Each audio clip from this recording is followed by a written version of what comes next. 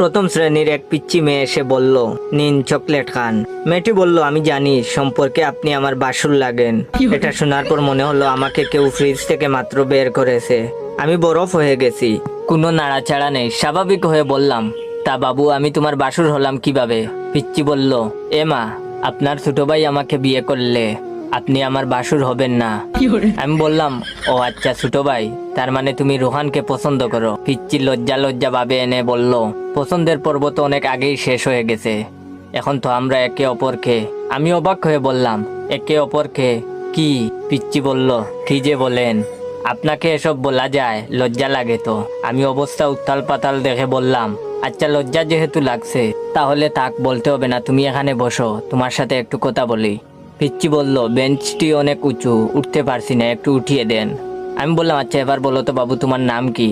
পিচ্চি বলল, আমার নাম রিমি। আমি বললাম, তুমি কোথায় থাকো? রিমি বলল, নিমতলি পুলিশ কোয়ার্টারে।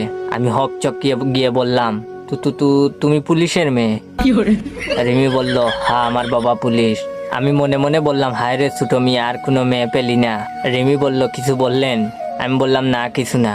আচ্ছা রিমি, একটা কথা বলো তো, তোমাদের পরীক্ষা না 3 ঘন্টা, তোমার 2 ঘন্টার মধ্যে পরীক্ষা দেওয়া শেষ হলো কিভাবে?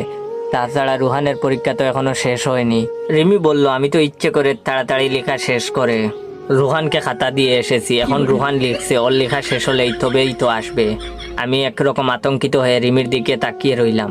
কিছুক্ষণ পর রিমি বলল, এই যে বাসুর, দেখুন না জুতার ফিটে খুলে গেছে, একটু ঠিক করে দিন তো। আমি নিজেকে সামলে নিয়ে বললাম, হ্যাঁ দিচ্ছি। আর বললাম, আচ্ছা রিমি, তোমাকে নিতে আসে কে? রিমি বলল, আমাকে আমার আম্মু নিতে আসেন, আম্মু ব্যস্ত থাকলে আপু নিতে আসে। আমি বললাম, ভালো, কিছু খাবে রিমি, কিনে দিব? রিমি বলল, না কিছু খাবো না, সকাল থেকে অনেক কিছু খেয়েছি, আমার বয়ফ্রেন্ড রোহান কিনে দিয়েছিল, ক্যাডবেরি খেতে ইচ্ছে করছিল না, তাই তো আপনাকে দিলাম খাওয়ার জন্য। আমি আহম্মকের ভঙ্গিতে বললাম, এই ক্যাডবেরি তোমাকে রোহান কিনে দিয়েছে? রিমি স্বাভাবিকভাবে বলল, হ্যাঁ রোহান তো আমাকে অনেক কিছু কিনে দেয়, আইসক্রিম, জুস, চকলেট, অনেক কিছুই, এজন্যই তো রোহানকে আমি এত ভালোবাসি। রিমি ভালোবাসি বলে দুহাত দিয়ে চেহারা আড়াল করলো। বিষয়টি এমন যে কথাটি বলে রিমি খুব লজ্জা পেয়েছে। এবার বুঝতে পারছি, বাবার মানিব্যাগ থেকে 100 টাকা নিলে বাবা কেন আমার 200 টাকা কে নিয়েছে বলে চিল্লাচিল্লি করে। হায় রে মতিউর সাহেব,